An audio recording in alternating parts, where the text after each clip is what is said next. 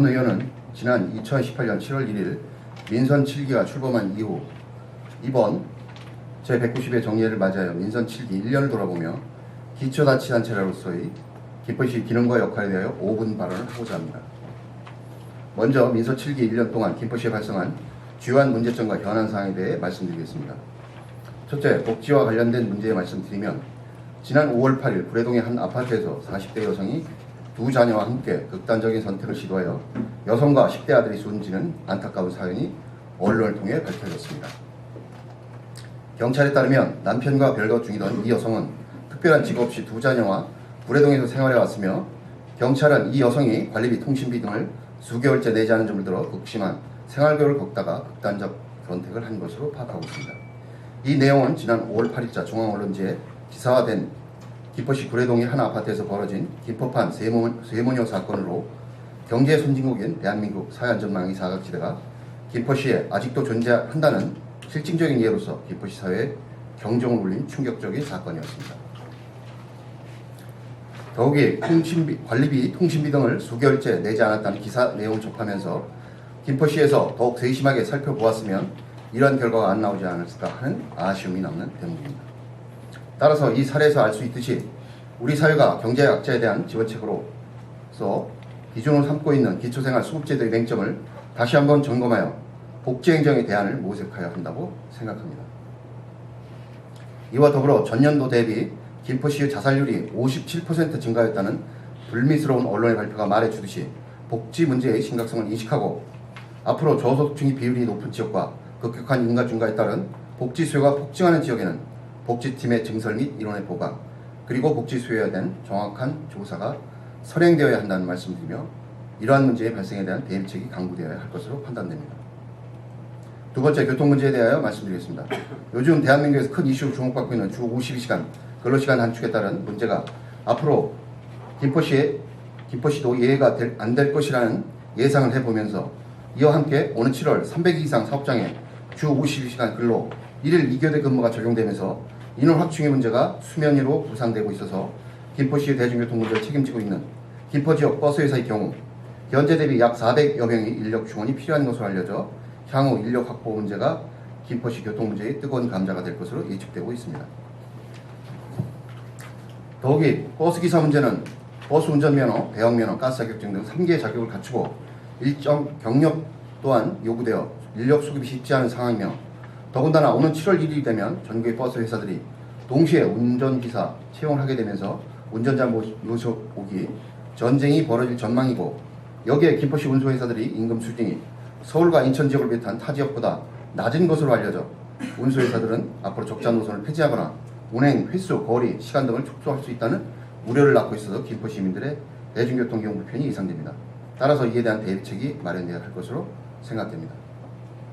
또한 신도시 지역의 심각한 공영주차장 부족에 따른 만성적인 불법주차 문제 등을 해결하기 위한 공영주차장 증설이 필요한 상황이므로 이에 적극적인 정책 결정에 따른 예산 편성과 집행이 필요하다는 말씀을 드립니다.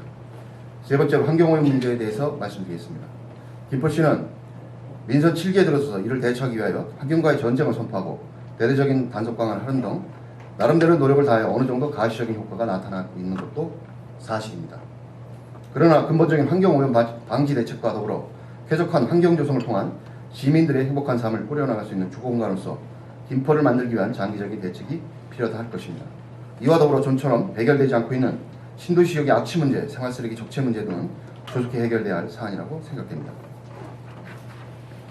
네 번째로 교육 문제에 대해서 말씀드리겠습니다.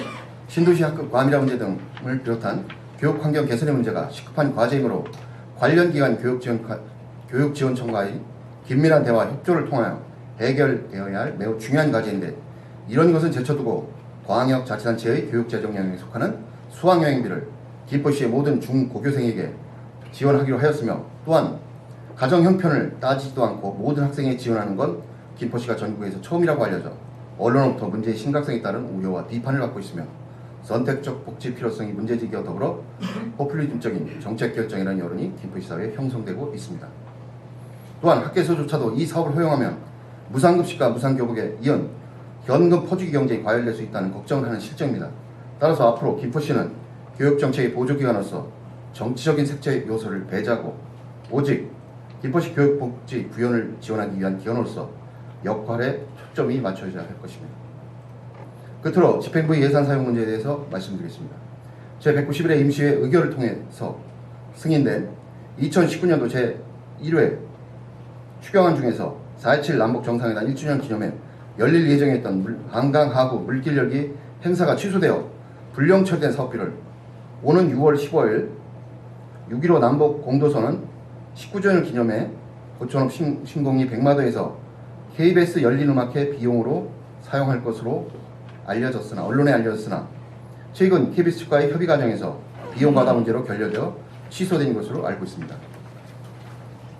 이는 집행부가 한강하구 물길 열기 행사 예산을 의회 승인에 따른 목적대로 사용치 아니하고 더욱이 시민의 혈세인 세금을 이런 식으로 전용을 한 것은 매우 심각한 사안이라 말할 수 있는데, 이는 시민의 대의기관인 시의회를 무시한 처사이며 더욱이 지방재정법 제47조에서 언급한 예산의 목적의 사용금지 원칙에도 유해되므로 앞으로 반드시 시정돼야 할 사안입니다.